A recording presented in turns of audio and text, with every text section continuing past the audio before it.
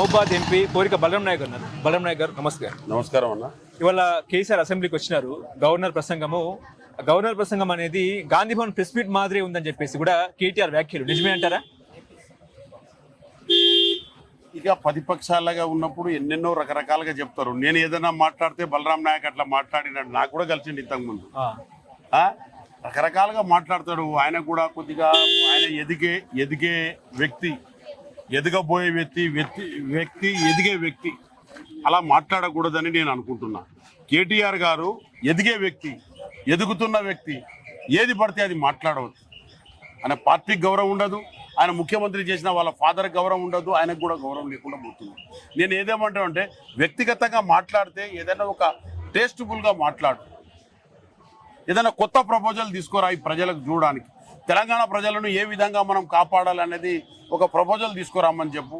నేను ఆయనకు Hartley welcome. ఇప్పుడు హామీల అమలు చేయడంలో కాంగ్రెస్ పార్టీ విఫలమైందని చర్చ తెలంగాణ వ్యాప్తంగా.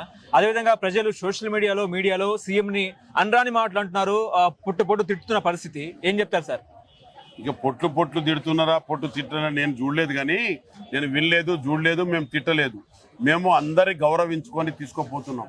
ఈ రాష్ట్రానికి ఏ విధంగా బాగుపరచాలి, ఏ విధంగా చేయాలి. ఇలా కాస్మెటిక్ ఛార్జెస్ పెంచితే, కాస్మెటిక్ ఆయన మెస్ ఛార్జీలు పెంచితే ఇలా వేలాది పిల్లగాళ్ళు చాలా మంచి ఫుడ్ తింటున్నారు, మంచి ఆరోగ్యంగా ఉన్నారు హాస్టల్స్లో. కాబట్టి హీట్ వాటర్ ఇస్తున్నాం, స్నానం చేసేందుకు పొద్దున హీట్ వాటర్ ఇస్తున్నాం, డ్రింకింగ్ వాటర్ ఇస్తున్నాం, బ్రేక్ఫాస్ట్ ఇస్తున్నాం, ఎగ్గులు ఇస్తున్నాం, అన్ని విధంగా ఇస్తున్నాం. ఇవాళ పిల్లలు మా ట్రైబల్ పిల్లలు, ఎస్టీ ఎస్సీ బీసీ పిల్లలు హాస్టల్లో సుఖంగా తింటున్నారు.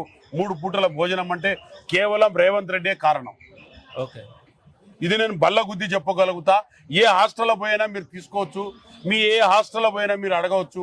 ఏ విధంగా ఈరోజు వాళ్ళకు ఫుడ్ సఫరీలు కానీ, ఎడ్యుకేషన్ సౌకర్యం కానీ ఏ విధంగా ఉన్నది కూడా మీరు చూసుకోవచ్చు. ఇప్పుడు కులగణన విషయంలో కాంగ్రెస్ నిజంగా తప్పు చేసిందా, లేకపోతే రిజర్వేషన్ తగ్గించిందా, లేకపోతే ఈడబ్ల్యూఎస్ కోసమే ఈ కులగణన తీసుకొచ్చిందా అంటే ఏం చెప్తారు? కులగణన అన్నది బెటర్.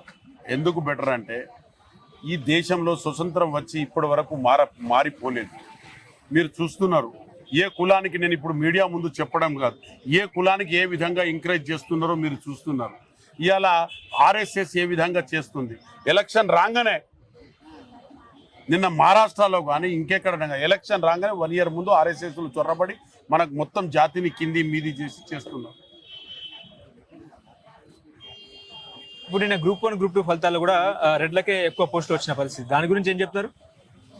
ఏది గ్రూప్ 1 గ్రూప్ 2? గ్రూప్ 1 గ్రూప్ 2 గురించి నాకు తెలిసినంత వరకు అది ధర్మంగానే రిజల్ట్ తీసిండ్రు, ధర్మంగానే వచ్చింది. టాప్ లెవెల్లో వచ్చింది ట్రైబల్ అమ్మాయి. మరి అప్పుడు గవర్నమెంట్ సారీ అట్లా అనుకుని నేనేమనాలి. టాప్ లెవెల్లో ఈ రాష్ట్రానికి ఫస్ట్ ర్యాంక్ తెచ్చింది నా బంజారా అమ్మాయి, నా అక్క బిడ్డలో నా తమ్ముని బిడ్డే వచ్చింది. మరి నేను ఏం చెప్పలేను, అది న్యాయంగా ధర్మంగానే తీస్తున్నా. మన బ్రేక్ ఇన్స్పెక్టర్స్ తీశారు, అంతా కూడా ట్రైబల్సే వచ్చారు, బంజారా సోదరులు. ఇవాళ టీచర్ సెలక్షన్ పెడితే వాళ్ళే వస్తున్నారు. సరే, అంత కొద్ది గొప్ప మన వాళ్ళంతా వాళ్ళు చదువుకొని దాని మీద ఒక ఇది ఉన్నోళ్ళు కరెక్ట్. ఇప్పుడు సివిల్ సర్వీస్లో ఎంతమంది వచ్చారనుకుంటున్నాం? ఢిల్లీలో ఎక్కువ శాతము ఎస్టీ ఎస్సీలే వచ్చారు. నాకు మొన్న మధ్యప్రదేశ్లో ఒక లంబాడి అమ్మాయి నా ఇంటికి వచ్చింది ఢిల్లీలో. ఆమె 4th ర్యాంక్ ఆల్ ఇండియాలో. వాళ్ళు ఎస్టీలో కూడా లేరు, ఓబీసీలో ఉన్నారు. ఓకే, కాబట్టి నేను చూస్తున్న వరకు ఎడ్యుకేషన్లో మాత్రం దాదాపుగా ఎస్టీ ఎస్సీ పిల్లలే ముందు అంచెలో ఉన్నారని నేను అనుకుంటున్నాను. ఓకే, ఇప్పుడు కేసీఆర్ అసెంబ్లీకి వచ్చినారు. రేపటి నుంచి కేసీఆర్ వర్సెస్ రేవంత్ గా భావించవచ్చా? ఇట్లా భావిస్తామమ్మా. ఇది ఈయన ముఖ్యమంత్రి, ఆయన ఉన్నప్పుడు ఆయన ముఖ్యమంత్రి. ఆయన కేసీఆర్ మాజీ అయినంత మాత్రాన అందరూ రాజీపడి ఆయనకు ఉండరు, అందరూ ఎట్లా ఉంటారు చెప్పండి? కేసీఆర్ మాటల తూటాలకు భయపడతారా? ఎవ్వరు భయపడరు, ఎవ్వరు కూడా జరిగే పని. కేసీఆర్ గర్జించే సింహం అని మీరు అనుకుంటున్నారా? అలాంటి వాళ్ళు చాలా మంది పోయినారు దేశంలో. మంచి గర్జించిన వాళ్ళు సిపిఐ సిపిఎం వాళ్ళు అగ్ర పోరాటం కానీ సిపిఐ అన్నిట్లో తట్టుకొని వచ్చిన వాళ్ళే రాజకీయంలో ఉంటాడు. ఏదో ఒక కేసీఆర్ వచ్చినంత మాత్రాన ఏదో గర్జించిపోతుందంటే అది జరిగే పనే కాదు. కేసీఆర్ ముందు రేవంత్ ఒక గడ్డి పరక అని చెప్పేసి టీఆర్ఎస్ నాయకులు చెప్తున్నారు, నిజమే అంటారా? ఇప్పుడు వగ్గర్ లాంగ్వేజ్లో మాట్లాడంటే ఎవడన్నా మాట్లాడవచ్చు, కానీ దానికి ప్రతిపద ముఖ్యమంత్రి అనేది ఒక గౌరవమైన పదం. మన రాష్ట్రానికి ఒక గౌరవమైన ఒక పదవి అది. ఆ పదవిని నువ్వు ఏది పడితే ఆగి గడ్డి పోసతోని చాక్లెట్తో తీసేస్తే జరిగేది కాదు. అది జరగదు కూడా. ప్రజాస్వామ్యంలో వెనుకబడ్డ వచ్చినప్పుడు ఎన్నుకున్న తర్వాత ఎలా అవుతుంది? ఒక అంబేద్కర్ను రాజ్యాంగం రాయమని పెట్టేశాం. రాజ్యాంగం రాసిన తర్వాత అంబేద్కర్ గారు రాశారు, వీరు రాశారు, అట్లా చెప్పకూడదు, తప్పు అది. ఇప్పుడు అంబేద్కరే. ఇప్పుడు బీఆర్ఎస్ పవర్ లోకి వస్తే మీరు పెట్టిన ఆ సెక్రటరీ ముందు పెట్టిన వస్తే కదా వచ్చినప్పుడు చూద్దాం. ఇప్పుడు దాని గురించి నేను డిస్కషన్ చేయను. వాళ్ళు రానే రారు ఇంకో 20 సంవత్సరాల దాకా. విగ్రహాన్ని గాంధీ భవన్ కి పంపిస్తామంటున్నారు. వాళ్ళ గాంధీ భవన్ పంపిస్తే వాళ్ళను కేటీఆర్ వాళ్ళది ఏం భవన్ అది తెలంగాణ భవన్ పంపిస్తా నేను. అదే కేటీఆర్ కు కేసీఆర్ గురించి నేను మాట్లాడా, ఆయన గౌరవం ఇస్తా, కొంచెం పెద్ద మనిషి అని. కేటీఆర్ మాత్రం మాట్లాడితే నేను ఆయన రోడ్డు మీదకి పంపిస్తా. ఏం మాట్లాడతాడు ఆయన? మేము కొట్లాడేటప్పుడు కేసీఆర్ ఉన్నారండి పార్లమెంట్ లో.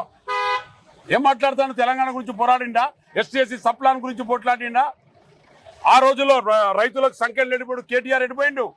రైతులకు ఖమ్మం జిల్లాలో సంఖ్యలు లేచిండ్రు. నిజామాబాద్లోనేమో తీసుకుపోయి రాత్రి పోలీసు వాళ్ళు కొట్టి జైల్లో వేసినప్పుడు ఎడిపోయిండు కేటీఆర్. నేను కేటీఆర్కు సవాల్ చేస్తా. సంఖ్యలు లేచిండు. మిర్చి రైతులకు, లంబడోలకు మాగే దూరనకల్ నా నియోజకవర్గమే. ఖమ్మంలో జైల్లోకి పంపిండు. దాని సమాధానం చెప్పమని కేటీఆర్కు.